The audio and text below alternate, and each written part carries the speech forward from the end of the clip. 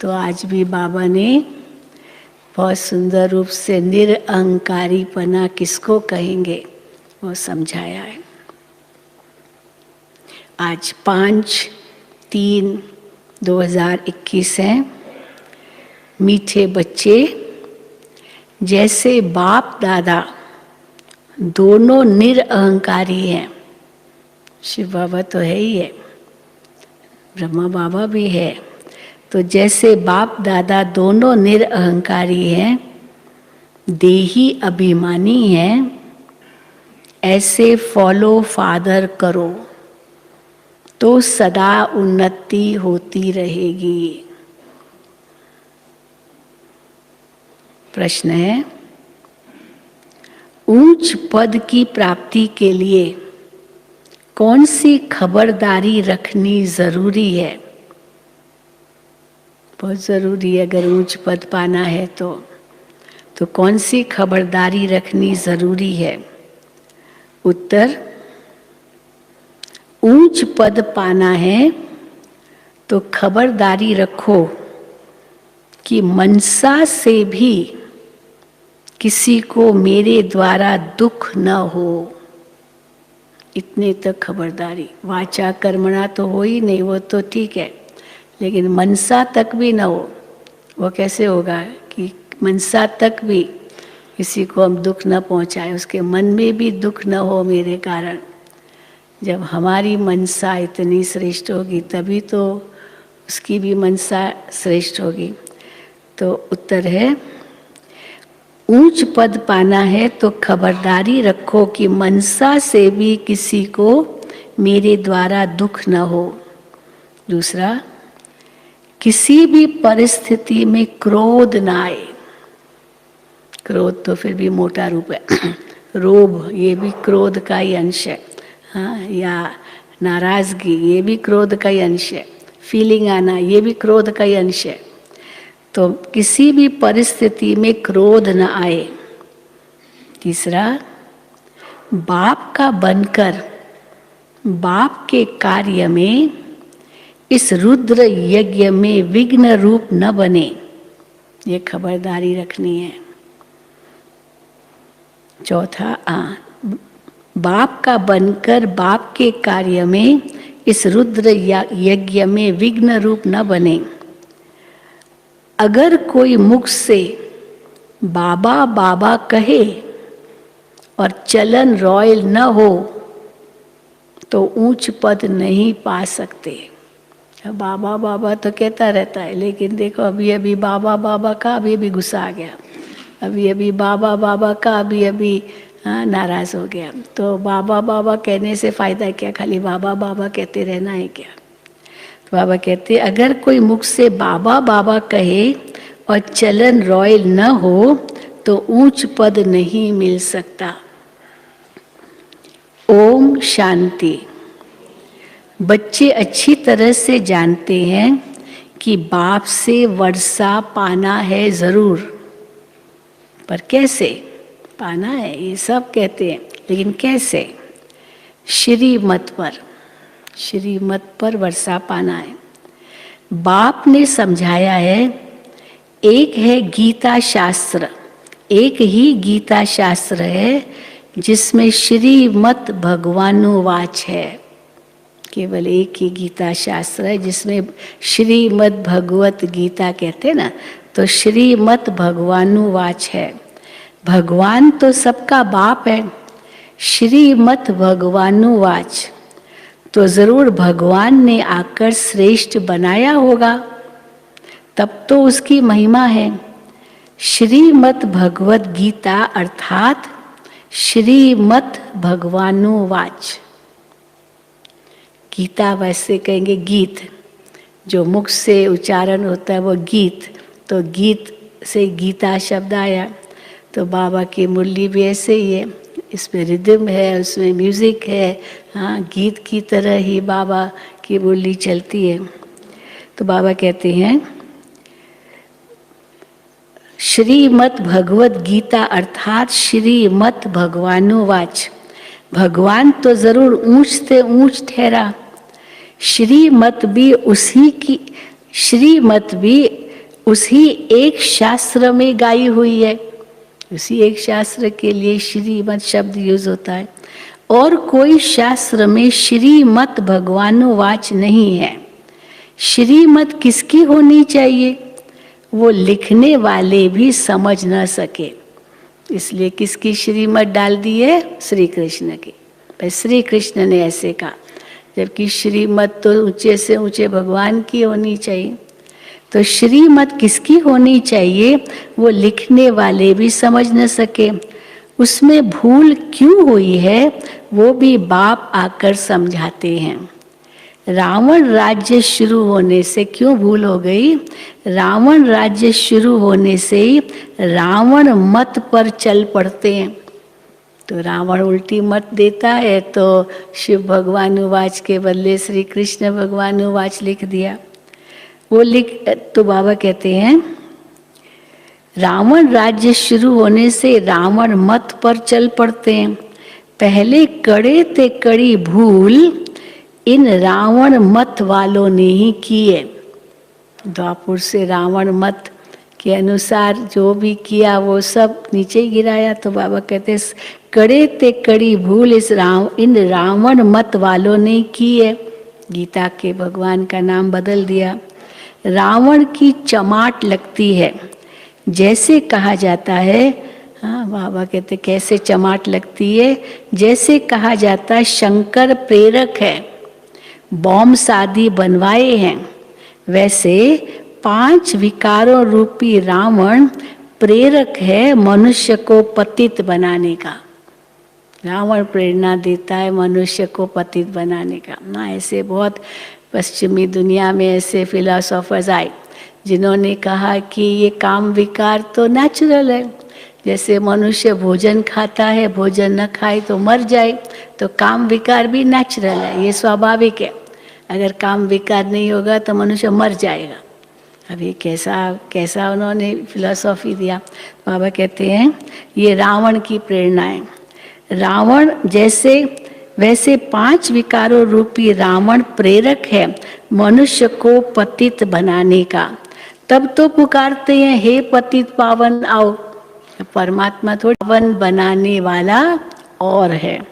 दोनों एक तो हो न सके, एक नहीं, दोनों एक ही नहीं का पावन बनो, फिर उसी नहीं का पतित बनो। जो पावन कहेगा बनो, वो कैसे कहेगा पतित भी बनो? दोनों एक हो नहीं सकते। ये बातें तुम ही समझते हो नंबरवार पुरुषार्थ अनुसार। ऐसे मत समझना कि सभी को निश्चय है। भले बाबा बाबा कहते हैं, हाँ बाबा के बच्चे हैं बाबा, परंतु बाबा कहते हैं निश्चय फिर भी नहीं होगा कईयों को। ऐसे मत समझना कि सभी को निश्चय है, नंबरवार है। जितना निश्चय है उसका प्रमाण क्या है? उतनी खुशी बढ़ती है। खुशी नहीं तो समझो निश्चय भी नहीं है कि कौन मुझे पढ़ा रहा है। बाप की मत पर चलना होता है, ये भी निश्चय की परख है। अगर श्रीमत पर चलते नहीं तो कैसे कहेंगे कि निश्चय है कि भगवान हमको पढ़ाते हैं। बाप की मत पर चलना होता है। श्री मत पर हमको ये स्वराज्य पद पाना है। मनुष्य से देवता बनने में देरी नहीं लगती है। तुम पुरुषार्थ करते हो, मम्मा बाबा को फॉलो करते हो, जैसे वो आप समान बनाने की सर्विस कर रहे हैं। हाँ, मम्मा बाबा ने बहुत सेवा की।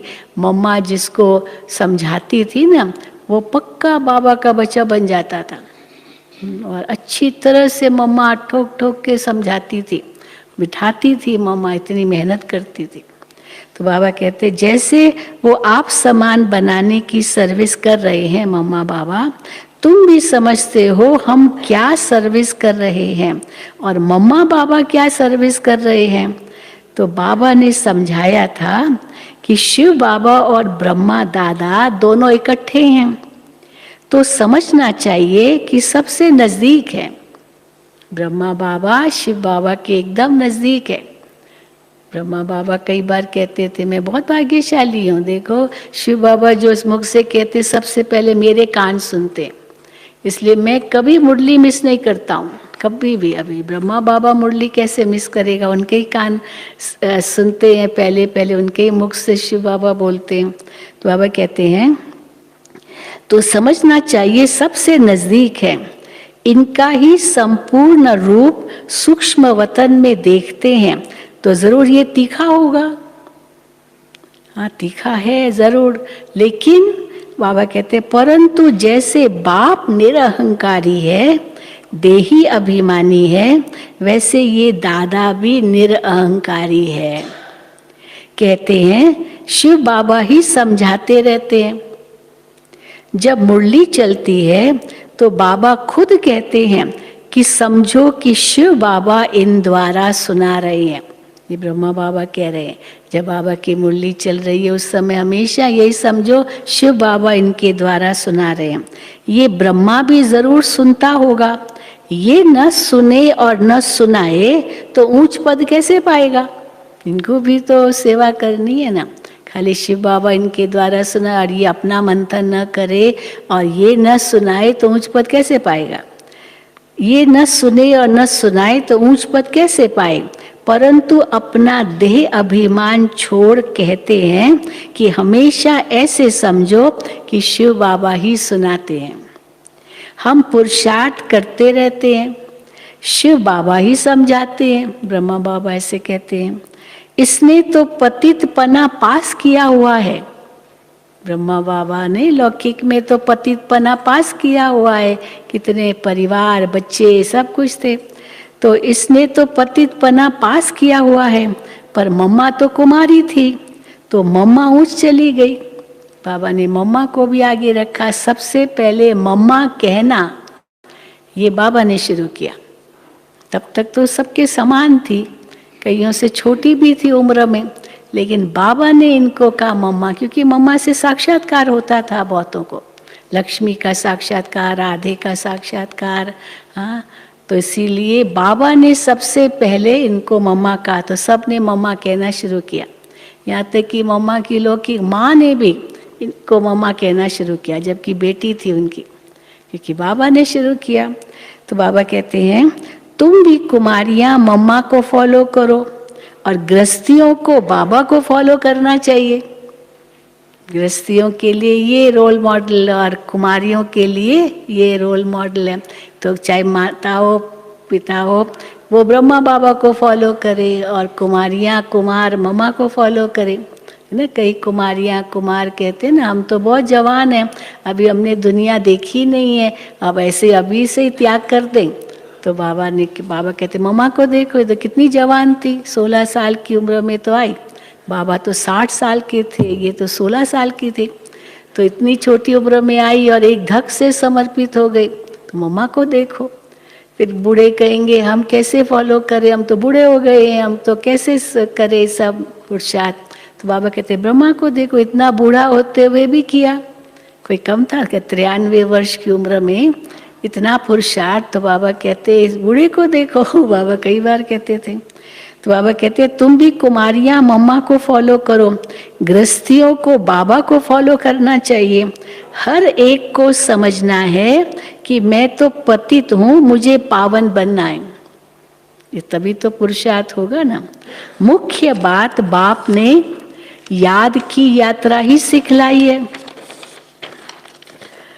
इसमें देह अभिमान नहीं रहना चाहिए। अच्छा कोई मुरली नहीं सुना सकते हैं तो याद की यात्रा पर रहो, योग में तीखे चले जाओ। जरूरी थोड़ी कि सब ज्ञान बहुत अच्छा सुना भी सके या भाषण भी कर सके, जरूरी नहीं है। अच्छा कोई मुरली नहीं सुना सकते तो याद की यात्रा पर रहो, यात्रा पर रहते मुरली चला सकते हैं।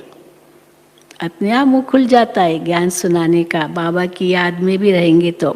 परंतु यात्रा भूल जाते हैं तो भी कोई हर्जा नहीं। हाँ, बाबा कहते हैं परंतु यात्रा भूल जाते हैं तो भी हर्जा नहीं, मुरली चलाकर फिर यात्रा पर लग जाओ। कई बार होता है ना, ज्ञान तो सुनाते लेकिन उसमें बाबा की याद भूल जाती है, क्योंकि क्या क्या सुनाना है क्या सुनाना है वही याद रहता है। चलो उस समय तो सुना दिया, फिर बाद में यात्रा पर हो। माना ज्ञान और योग ये दोनों चलना चाहिए साथ साथ। मुरली चलाकर फिर यात्रा पर लग जाओ, क्योंकि वो वाणी से परे वानप्रस्थ अवस्था है। ज्ञान सुनाना फिर भी आवाज में आना है, और योग माना आवाज से परे।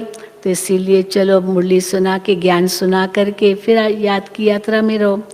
मूल बात है देही अभिमानी हो, बाप को याद करते रहें और चक्र को याद करते रहें, किसी को दुख न दें, यही समझाते रहें, बाप को याद करो। ये है यात्रा। मनुष्य जब मरते हैं तो कहते हैं स्वर्ग पधारा। दो बातें कहते हैं ना, कहते हैं बिना मरे स्वर्ग नहीं मिलता है, मरने के बाद ही स्वर्ग में जाते, तो बिना मरे स्वर्ग में नहीं जाते। तो मनुष्य जब मरते हैं तो कहते हैं स्वर्ग पधारा। अज्ञान काल में कोई स्वर्ग को याद नहीं करते। स्वर्ग को कब याद करते हैं? जब किसी की मृत्यु होती है, वे स्वर्ग पधार, नहीं तो क्यों स्वर्ग को याद करेंगे? वो मरने के बाद ही स्वर्ग में जाना होता है। तो बाबा कहते अज्ञान काल में कोई स्वर्ग को याद नहीं करते। स्वर्ग को याद करना माना यहाँ से मरना। भगवान कब मिलेगा? भगवान मरने के बाद ही मिलता है, मरने से पहले नहीं भगवान मिलता है। तो भगवान से मिलना है तो मरना पड़ेगा। भाई मर गया तो कहेंगे भगवान के पास गया, जीते जी थोड़ी कहेंगे किसके पास, ये भगवान के पास है। तो बाबा कहते हैं स्वर्ग को याद करना माना यहाँ से मरना। ऐसे तो कोई याद नहीं करते स्वर्ग को। अभी तुम बच्चे जानते हो हमको वापस जाना है। बाप कहते हैं जितना तुम याद करेंगे उतना खुशी का पारा चढ़ेगा, वर्षा भी याद रहेगा। कितना बाप को याद कर, जितना बाप को याद करेंगे उतना हर्षित भी रहेंगे। बाप को याद न करने से मूंझते हैं, गुटखा खाते रहते हैं। तुम इतना समय याद कर नहीं सकते। बाबा ने आशिक माशुक का मिसाल बताया है। भल धंधा करते हैं और वो भल चरखा चलाती है तो भी उसके सामने माशुक आकर के खड़ा हो जाता है। ये लैला मजनू की कहानी आती है, लैला मजनू के बारे में बताते हैं। वो लैला चरखा काटती है और जैसे वो याद कर रही है मजनू को, मजनू सामने खड़ा हो गया। मजनू का धंधे में कुछ है तो लैला उसके सामने खड़ी हो जाती है। तो बाबा कहते हैं तो ये आशुक माशुक है और दोनों एक दो के आशुक है। और आशिक और माशुक, अगर जो याद करता है वो आशिक और जिसको याद करता है वो माशुक। अगर वो याद करता है तो वो आशिक हो गया और जिसको याद करता है वो माशुक। तो बाबा देखो आशिक माशुक का अर्थ भी सही बताते हैं। बाबा कहते हैं तो ये भल धंधा करते और वो भल चरखा काटती है तो भी उसके सामने माशुक आकर खड़ा हो जाता है। आशिक माशुक को याद करते हैं, माशुक फिर आशिक को याद करते हैं, तो वो आशिक, वो माशुक हो गई और वो आशिक हो गया। यहाँ तो सिर्फ तुमको एक बाप को याद करना है। क्यों बाबा कहते हैं? क्योंकि एक ही वो माशूक है, वो हमारा आशिक नहीं है, हम उनके आशिक हैं। तो हमारा फर्ज है उस माशूक को याद करना। कई बच्चे बाबा को पूछते बाबा आप हमको याद करते हो? बाबा कहते बाबा क्यों याद करेगा, तुमने विकर्म किए, तुमको विनाश करने विकर्म, तो तुम याद करो बाबा को, बाबा क्यों तुमको याद करेगा। पर हाँ ये भी बाबा कहते हैं कि दिल से दिल मिलता है जरूर। मिठरा घुरते घुरे तुम याद करो तो बाबा भी याद करे। ऐसे नहीं हम याद ही न करें और बाबा से पूछे बाबा आप याद करते हो? हाँ, तो इसलिए देखो बाबा ने आशिक माशूक की बात कही है। आशिक माशूक को याद करते, माशूक फिर आशिक को याद करते। यहाँ तो सिर्फ तुमको एक बाप को याद करना है, बाप को तो तुमको याद नहीं करना है, तो तुम सदा ही आशिक हो और वो सदा ही माशूक है। बाप को तो तुमको याद नहीं करना है, बाप तो सबका माशूक है। तुम बच्चे लिखते हो कि बाबा आप हमको याद करते हो। अरे जो सबका माशूक है वो फिर तुम आशिकों को याद कैसे कर सकेंगे? हो नहीं सकता, वो है ही माशूक, सदा का माशूक है। आशिक तो बन नहीं सकता क्योंकि आशिक को माशूक को याद करना है। अब वो आशिक बन जाए हमारा तो ऐसे कैसे होगा, हम थोड़ी माशूक कहलाएंगे। तो बाबा कहते वो है ही माशूक, आशिक बन नहीं सकता, तुमको ही याद करना है, तुम हर एक को आशिक बनना है उस एक माशूक का। अगर वो आशिक बने, है ना, वो हमको याद करे, वो आशिक बने, तो कितनों को याद करना पड़े? ये तो हो नहीं सकता है। कहते हैं कि मेरे ऊपर कोई पापों का बोझा थोड़ी है जो किसको मैं याद करूं। तुम्हारे ऊपर बोझा है, बाप को याद नहीं करेंगे तो पापों का बोझा नहीं उतरेगा। बाकी मुझे क्यों किसको याद करना पड़े? याद करना है तुम आत्माओं को। शास्त्रों में कितनी बातें लिखा थी, भक्त ने याद किया, अब भगवान तो अपनी मस्ती में था, याद किया, उसको याद पहुंची और एकदम आंखें खोली, हाँ कौन याद कर रहा है मुझे, और देख और उनको मदद करने पहुंच गया। ऐसे थोड़ी याद करेगा। तो याद करना है तुम आत्माओं को, जितना याद करेंगे उतना पुण्य आत्मा बनेंगे, पाप कटते जाएंगे। बड़ी मंजिल है, देही अभिमानी बनने में ही मेहनत है। ये नॉलेज सारी तुमको मिल रही है, तुम त्रिकालदर्शी बने हो, नंबरवार पुरुषार्थ अनुसार सारा चक्र तुम्हारी बुद्धि में रहना चाहिए। बाप समझाते हैं तुम लाइट हाउस हो ना, हर एक को रास्ता बताने वाले हो, शांति धाम और सुख धाम का। ये सब नई बातें तुम सुनते हो, जानते हो कि बरोबर हम आत्माएं शांति धाम की रहवासी हैं, यहाँ पाठ बजाने आते हैं, हम एक्टर हैं। यही चिंतन बुद्धि में चलता रहे तो क्या होगा? तो मस्ती चढ़ी रहेगी, मस्ती चढ़ जाएगी। बाप ने समझाया है आदि से अंत तक तुम्हारा पाठ है, अभी कर्मातीत अवस्था में जरूर जाना है, फिर गोल्डन एज में आना है। इस धुन में रहते अपना कल्याण करना है, सिर्फ पंडित नहीं बनना है। दूसरों को सिखाते रहेंगे, खुद उस अवस्था में नहीं रहेंगे तो असर पड़ेगा नहीं, दूसरे पर उसका असर नहीं पड़ेगा। अपना भी पुरुषार्थ करना है।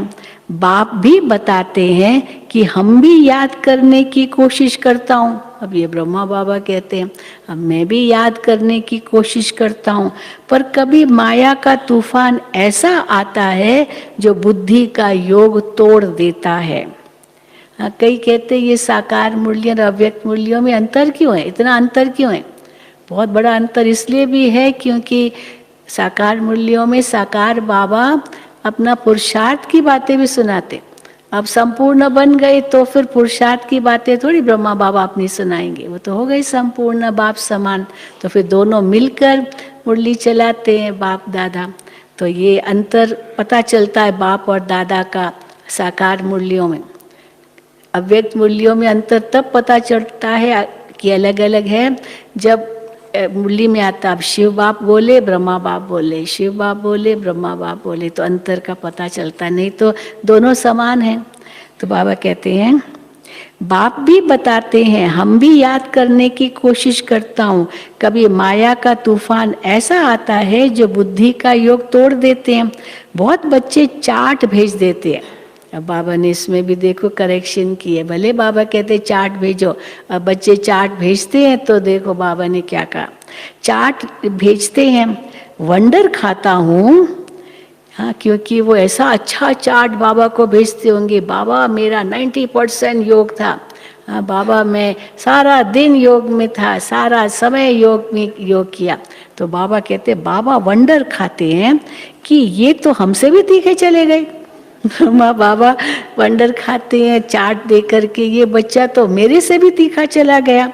शायद वेग आता है, थोड़ा जोश आता है तो चाट लिखने में लग जाते हैं, परंतु ऐसी अगर तीखी दौड़ी पहने तो नंबर 1 चला जाए, ब्रह्मा बाबा से भी आगे चला जाए।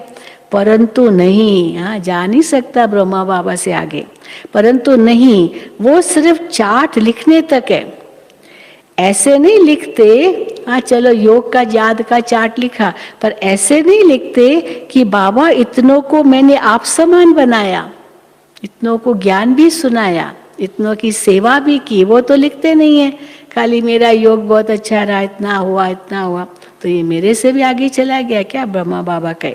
ऐसे नहीं लिखते कि बाबा इतनों को आप समान बनाया, और वो भी लिखे जिसको बनाया आप समान, वो भी लिखे कि बाबा इसने मुझे बहुत अच्छा समझाया और बहुत मेरे जीवन में परिवर्तन आया।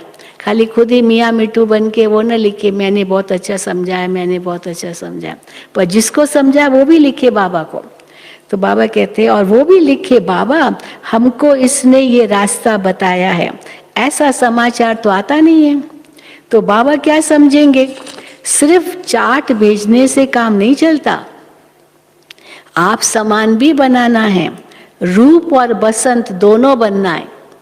योग का चार्ट है माना रूप बने, पर ज्ञान किसी को सुनाया नहीं तो बसंत तो बने नहीं, ज्ञान वर्षा तो की नहीं, तो फिर खाली रूप थोड़ी बनना, बसंत भी बनना है, और केवल बसंत भी नहीं रूप भी बनना है। तो रूप और बसंत दोनों बनना है, नहीं तो बाप समान नहीं ठहरे। जैसे शिव बाबा ब्रह्मा बाबा रूप और बसंत दोनों है, तो बाप समान बनना है, रूप बसंत, रूप भी बसंत भी एक्यूरेट बनना है। इसमें ही मेहनत है, दे अभिमान मार डालता है। रूप और बसंत एक्यूरेट बनने में दे अभिमान मार डालता है। रावण ने देह अभिमानी बनाया है, अभी तुम देही अभिमानी बनते हो, फिर आधा कल्प के बाद माया रावण देह अभिमानी बनाती है। देही अभिमानी तो बहुत मीठा बन जाते हैं, देही अभिमानी तो बहुत मीठा बन जाते हैं, संपूर्ण तो अभी कोई बना नहीं है। इसलिए बाबा हमेशा कहते हैं कि किसी के भी दिल को रंज नहीं करना है, दुख नहीं देना है, किसी के दिल को दुख नहीं देना है। सबको बाप का परिचय दो, बोलने करने की भी बड़ी रॉयल्टी चाहिए। ईश्वरीय संतान के मुख से सदैव रत्न निकलने चाहिए। कई बार तो कई लोगों से डर लगता है, मैं इनसे बात करूंगा ना, बात करूंगी ना ये गुस्सा ही करेगा, ऐसे ही डर ही लगता है कि इनसे वे बात करने से दूर रखते, इनसे बात नहीं करनी है, गुस्सा ही करेगा। तो बाबा कहते हैं सबको बाप का परिचय दो, बोलने करने की भी बड़ी रॉयल्टी चाहिए। ईश्वरीय संतान के मुख से सदैव रत्न निकलने चाहिए। तुम मनुष्यों को जीवदान देते हो, रास्ता बताना है और समझाना है। तुम परमात्मा के बच्चे हो ना, उनसे तुमको स्वर्ग की राजाई मिलनी चाहिए। हाँ बाबा कहते ऐसे समझाओ। फिर अब ये क्यों नहीं है, वो राजाई अभी क्यों नहीं है जबकि हम उनके बच्चे हैं। याद करो बरोबर बाप से वर्षा मिला था ना, तुम भारतवासी देवी देवताएं थे, तुमने ही 84 जन्म लिए। तुम समझो कि हम ही लक्ष्मी नारायण के कुल के थे, अपने को कम क्यों समझते हो। पता नहीं मैं बन सकूंगा नहीं बन सकूंगा, क्यों कम समझते हो, क्यों नहीं समझते हम लक्ष्मी नारायण के कुल के हैं, अपने को कम क्यों समझते हो। अगर कहते हैं कि बाबा, हाँ अगर कोई कहते कि बाबा सब थोड़ी बनेंगे, लक्ष्मी नारायण के कुल के या रॉयल फैमिली के भी सब थोड़ी बनेंगे, तो बाबा समझ जाता है ये स्कूल का नहीं है। अगर ऐसे कहता है तो ये स्कूल का नहीं है। अभी से ही थिड़कने लग पड़ते हैं, फिसलने लग पड़ते हैं, गिरने लग पड़ते हैं, क्योंकि ये कहता मैं तो ये नहीं बन सकता, माना अभी गिरा। ऐसे अभी से थिड़कने लग पड़ते हैं। तुमने 84 जन्म लिए हैं, बाप ने 21 जन्मों की प्रारब्ध जमा कराई, वो खाया, फिर ना होना शुरू हो गई। अब इतना बाबा ने दिया और वो तो यूज ही कर लिया, और फिर आगे तो कुछ किया ही नहीं, तो नेचुरली गिरेंगे। तो खाया, फिर ना होना शुरू हो गई, वो तो समाप्त हो गया। फिर घाटा पड़ना शुरू हो गया। कट चढ़ते चढ़ते तमो प्रधान कौड़ी मिसल बन पड़े हो। भारत ही 100% सॉल्वेंट था। हाँ, ये दोनों बातों में कह सकते, संगम पर भी ऐसे होता है। अब बाबा के बने, बहुत सेवा की, फिर एकदम देहाभिमान आना शुरू हो गया, फिर थड़कना शुरू हो गया, तो वो जो किया, खाया पिया सब कुछ वो पूरा हो गया। और फिर बाबा बेहद में भी ले जाते, या तुम जो पात करते हो उसकी प्रारब्ध 2 युग तक पाते हो।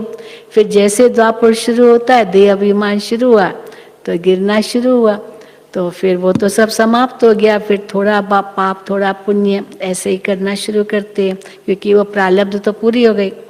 तो बाबा कहते हैं, कट चढ़ते चढ़ते तमो प्रधान कौड़ी मिसल बन पड़े हो। भारत ही 100% सॉल्वेंट था। इन्हों को ये वर्षा कहाँ से मिला? एक्टर्स ही बता सकेंगे ना, कौन बता सकेंगे? वो ही बता सकेंगे कि कैसे मिला। मनुष्य ही एक्टर है, उनको ये पता होना चाहिए इन लक्ष्मी नारायण को बादशाही कहाँ से मिली। कितनी अच्छी अच्छी पॉइंट्स है, जरूर आगे जन्म में ही ये राज्य भाग्य पाया होगा। बाप ही पतित पावन है। बाप कहते हैं, मैं तुमको कर्म अकर्म विकर्म की गति समझाता हूँ। रावण राज्य में मनुष्य के कर्म विकर्म हो जाते हैं, वहाँ तुम्हारे कर्म अकर्म होते हैं। वो है दैवी सृष्टि। मैं रचयिता हूँ तो जरूर मुझे संगम पर आना पड़े। ये है रावण राज्य, वो है ईश्वरीय राज्य। ईश्वर अब स्थापना कर रहे हैं। तुम सब ईश्वर के बच्चे हो, तुमको वर्षा मिल रहा है। भारतवासी ही सॉल्वेंट थे, अब इनसॉल्वेंट बन गए हैं। ये बना बनाया ड्रामा है, इसमें फर्क नहीं हो सकता। क्यों बाबा को ये कहना पड़ता है? क्योंकि प्रश्न करते, क्यों इंसॉल्वेंट बने, क्यों ये हुआ, क्यों ये हुआ? ये बना बनाया ड्रामा, इसमें फर्क नहीं हो सकता। सबका झाड़ अपना अपना है, हर एक धर्म का भी अपनी शाखा है ना। सबका झाड़ अपना अपना है, वैरायटी झाड़ है ना। देवता धर्म वाले ही फिर देवता धर्म में आएंगे। क्रिश्चियन धर्म वाले अपने धर्म में खुश हैं और औरों को भी अपने धर्म में खींच लिया है। कितने क्रिश्चियन मिशनरीज बनी और कितने देशों में गए, कितने जो आदिवासी ये थे जिनका भी उनको पता ही नहीं था कौन से धर्म के। अफ्रीका में आप जाएंगे, कितने क्रिश्चियन बन गए, और मुसलमान भी गए, फिर वहाँ मुस्लिम बना दिया, किसको क्रिश्चियन बना दिया, क्रिश्चियन मुस्लिम ये सब चारों ओर फैलते गए, क्योंकि मिशनरीज गई। तो बाबा कहते हैं, पर भारत ने कभी नहीं ऐसे नहीं किया, हिंदू जाकर के बने ऐसे कभी नहीं किया। तो बाबा कहते हैं, क्रिश्चियन धर्म वाले अपने धर्म में खुश है, औरों को भी अपने धर्म में खींच लिया। भारतवासी अपने धर्म को भूलने के कारण वो धर्म अच्छा समझकर चले जाते हैं। क्रिश्चियन धर्म अच्छा है, चलो क्रिश्चियन बन जाओ, वहाँ पैसा मिलेगा, आपको खूब धन मिलेगा, तो बन जाओ, इसमें क्या हमको क्या नुकसान है, ऐसे ही समझते हैं हिंदू लोग। तो बाबा कहते हैं, भारतवासी अपने धर्म को भूलने के कारण वो धर्म अच्छा समझ चले जाते हैं। विलायत में नौकरी के लिए कितने जाते हैं? क्योंकि वह कमाई बहुत है। ड्रामा बड़ा वंडरफुल बना हुआ है, भले कितने भी कन्वर्ट हो गए, सब बदल गया सब कुछ, लेकिन बाबा कहते अंत में सबको वापस आना है, अपने अपने धर्म में वापस आना है, अपने अपने सेक्शन में परम धाम में वापस वहीं बैठना है। तो बाबा कहते हैं, ड्रामा बड़ा वंडरफुल बना हुआ है, इसको समझने की अच्छी बुद्धि चाहिए। विचार सागर मंथन करने से सब कुछ समझ में आ जाता है। ये बना बनाया अनादि ड्रामा है। तो तुम बच्चों को आप समान सदा सुखी बनाना है, ये तुम्हारा धंधा है, पतितों से पावन बनाना। जैसे बाप का धंधा वैसे तुम्हारा मुखड़ा सदैव देवताओं जैसा हर्षित होना चाहिए, खुशी में। तुम जानते हो हम विश्व के मालिक बनते हैं, तुम हो लवली चिल्ड्रन, बहुत मीठे बच्चे। क्रोध पर बड़ी खबरदारी रखनी है। बाप आए हैं बच्चों को सुख का वर्षा देने, स्वर्ग का रास्ता सबको बताना है। बाप सुख करता दुख हरता है, तो तुमको भी सुख करता बनना है। किसको दुख नहीं देना है। दुख देंगे तो बाबा वार्निंग देते हैं, हाँ, सावधान करते हैं। दुख देंगे तो तुम्हारी सजा 100 गुना बढ़ जाएगी। कोई भी सजा से बच नहीं सकता। बच्चों के लिए तो खास ट्रिब्यूनल बैठती है। बड़ा आदमी होता है ना, तो एक जज से काम नहीं चलता है, को बहुत बड़ा केस होता है तो फिर 5 जज बैठेंगे, वो सब डिसाइड करेंगे। तो इसीलिए ट्रिब्यूनल बैठेगी बाबा के बच्चों के लिए। बाप कहते हैं तुम विघ्न डालेंगे तो क्या होगा। बाबा के बच्चे बने, फिर विघ्न डालना शुरू किया। तुम विघ्न डालेंगे तो बहुत सजा खाएंगे। कल्प कल्पांतर तुम साक्षात्कार करेंगे कि फलाने, कल्प कल्पांतर तुम साक्षात्कार करेंगे। हर कल्प में अंत में ये साक्षात्कार होगा कि फलाने ये बनेंगे। कल्प बाबा के भी, बाबा ने बहुत अच्छी बात की, अंत में सबको साक्षात्कार होगा, 1-2 का भी साक्षात्कार होगा। हाँ, जब एग्जाम की रिजल्ट निकलती है ना, तो वो लगा देते हैं, कॉलेज में ऐसे ही होता है, वो लगा लेते हैं सबके नंबर्स, कौन किस किस कितने ग्रेड में आया। तो केवल हम अपना ही नहीं देखते हैं, हम दूसरों का भी देखते हैं, क्योंकि नंबर हमको मालूम होता है उनका भी, भाई ये फलाना किस ग्रेड में आया, फलाना किस ग्रेड में आया, तो सबका पता चल जाता है। अब बाबा कहते हैं इसमें भी अंत में सबका पता चलेगा। देखो बाबा क्या कहते हैं, आगे आगे जब, हाँ, तुम साक्षात्कार करेंगे कि फलाने ये बनेंगे। आगे जब देखते थे तो बाबा मम्मा मना करते थे कि न सुनाओ। मनोहर दादी बताती थी कि वो जब ध्यान में जाती थी ना बहनें यज्ञ के अंदर, तो वो कहती थी ये कांता है, ये कांता है। कांता माना दासी, तो दासी, ये दासी है। तो वो जब सुनती थी कांता मैं दासी बनूंगी, सतयुग में दासी बनूंगी, तो वहीं फंक हो जाती थी। तो मम्मा बाबा ने उनको मना किया, ये मत बोलो, मत बोलो। हाँ, क्योंकि वो तो ध्यान में देखती थी, तो इसलिए वो कांता कह देती थी। लेकिन फिर मना किया कि ऐसे कहो नहीं डायरेक्ट, तुम ये कांता हो। तो बाबा कहते हैं आगे जब देखते थे तो मम्मा बाबा मना करते थे कि नहीं सुनाओ। अंत में तो एक्यूरेट मालूम पड़ता जाएगा, अंत में सबका पता चलेगा। आगे चलकर जोर से साक्षात्कार होंगे। अब सुनो अंत में क्या होगा, जोर से साक्षात्कार होंगे। वृद्धि तो होती जाएगी, आबू तक क्यों लग जाएगी। बाबा से कोई मिल नहीं सकेंगे। अभी भी कई आते, उस दिन भी कल एक भाई मिला, कल परसों, कहता है मैं तो अव्यक्त बाबा का भी पाठ पूरा हुआ, मैं तो इसके बाद आया हूँ, साकार को तो मैंने देखा नहीं, अव्यक्त बाप दादा को भी नहीं देखा। चलो अव्यक्त बाप दादा की फिर भी वीडियो तो देख सकते हैं, साकार की तो कोई वीडियो भी नहीं है। उस समय कोई ऐसे वीडियो कैमरास भी नहीं थी ना, भले होगा कुछ या कोई होगा, लेकिन इस प्रकार तो नहीं है ना जैसे अभी लेते हैं, वीडियो लेते हैं। अभी तो YouTube में सब कुछ समा जाता है, भले कभी भी सुनो कभी भी देखो। तो उस समय तो था नहीं, तो उसको बड़ा दुख हुआ। हाय, मैं हर कल्प अव्यक्त बाबा को भी मिस करूँगा। तो साकार में जब बाबा अव्यक्त हुए तो ज्ञान में थे कई, लेकिन मधुबन कभी नहीं आए थे। भले ज्ञान में थे 69 से पहले, लेकिन मधुबन नहीं आए, बाबा अव्यक्त हो गए। अरे मैं ज्ञान में भी आया और बाबा से मिल नहीं सका, और अभी कहेंगे अव्यक्त बाबा से भी नहीं मिल सका। तो देखो बाबा से कोई भी मिल नहीं सकेंगे, फिर कहेंगे अहो प्रभु तेरी लीला अपरम अपार, आप आए और हमने नहीं पहचाना।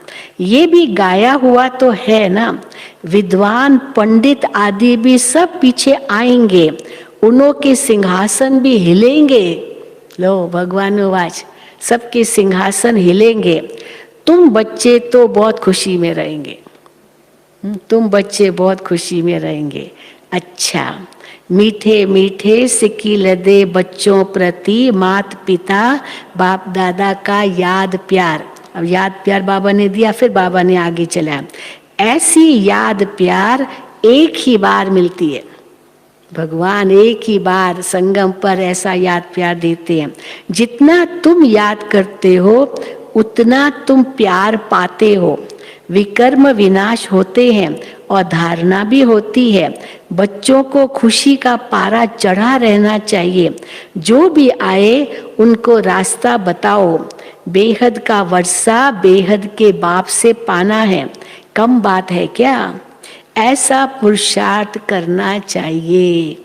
अच्छा, मीठे मीठे सिकील दे रूहानी बच्चों प्रति रूहानी बाप दादा का याद प्यार और गुड मॉर्निंग। रूहानी बाप की रूहानी बच्चों को नमस्ते। हम रूहानी बच्चों की रूहानी बाप दादा को याद प्यार गुड मॉर्निंग और नमस्ते। धारणा के लिए मुख्य सार पहला, बोलने चलने में बहुत रॉयल बनना है। बोलने चलने में बहुत रॉयल बनना है। मुख से सदैव रत्न निकालने हैं।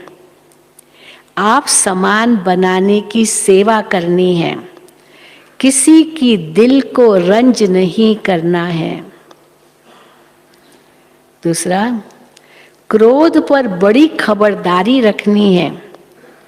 मुखड़ा सदैव देवताओं जैसा हर्षित रखना है। स्वयं को ज्ञान योग बल से देवता बनाना है। वरदान, सदा पश्चाताप से परे प्राप्ति स्वरूप स्थिति का अनुभव करने वाले सद्बुद्धिवान भव। सदा पश्चाताप से परे प्राप्ति स्वरूप स्थिति का अनुभव करने वाले सद्बुद्धिवान भव।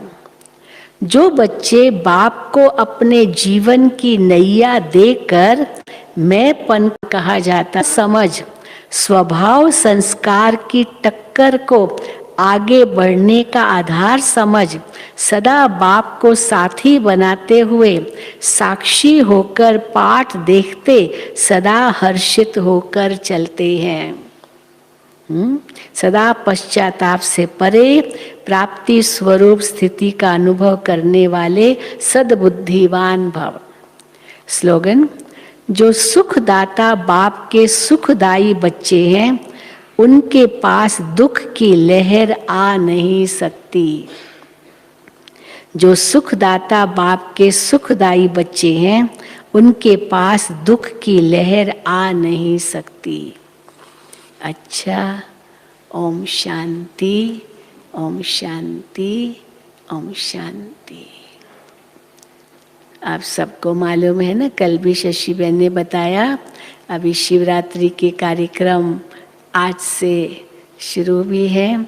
आज ज्ञान सरोवर में है 11 बजे, फिर 12 बजे ग्लोबल हॉस्पिटल में है। लेकिन जिनको अपना साधन है वो ज्ञान सरोवर जाएं, बाकी बस से तो मिलना मुश्किल है।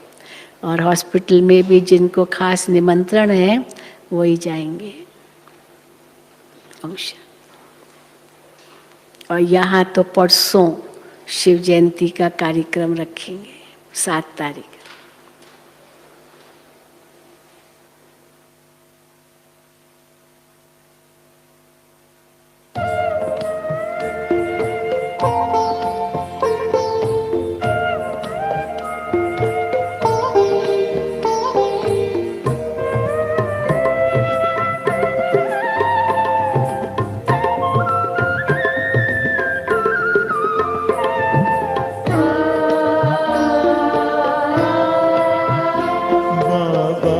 कितने निरहंकारी बच्चों को नमस्ते करते हैं। बाबा कितने निरहंकारी बच्चों को नमस्ते करते हैं। सारा जग जिनको याद करे, सारा जग जिनको याद करे, वे याद प्यार हमें देते हैं। बच्चों को नमस्ते करते हैं, बाबा कितने निरहंकारी।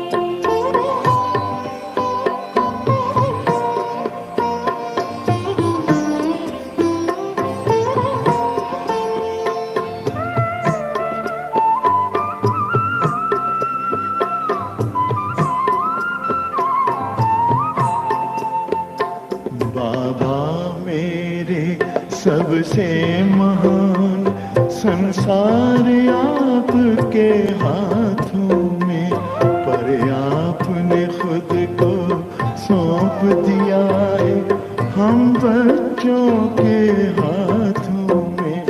मुझसे आगे हो तुम बच्चों, मुझसे आगे हो तुम बच्चों, कह कर के उमंगे भरते हैं।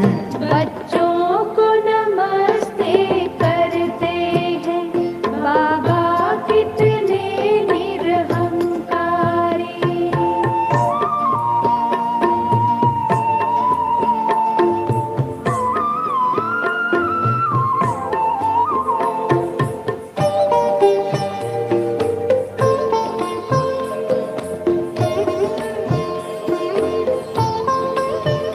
बेहद सेवा अब भी करते, बाबा है आपकी बलिहारी। कहते हैं आप मैं बच्चों का आज्ञाकारी, सेवाधारी। सब काम आप खुद करते हैं, सब काम आप खुद करते हैं, और मान हमारा रखते हैं।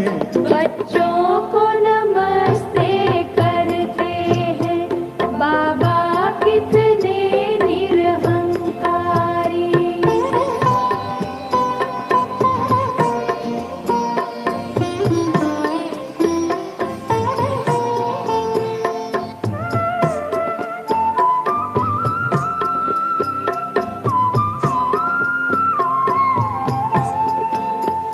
हैं आप दया सिंधु बाबा, दिल में जो हमें समा लेते, शिक्षा देते, शक्ति देते, गुण ज्ञान खजाने भर देते।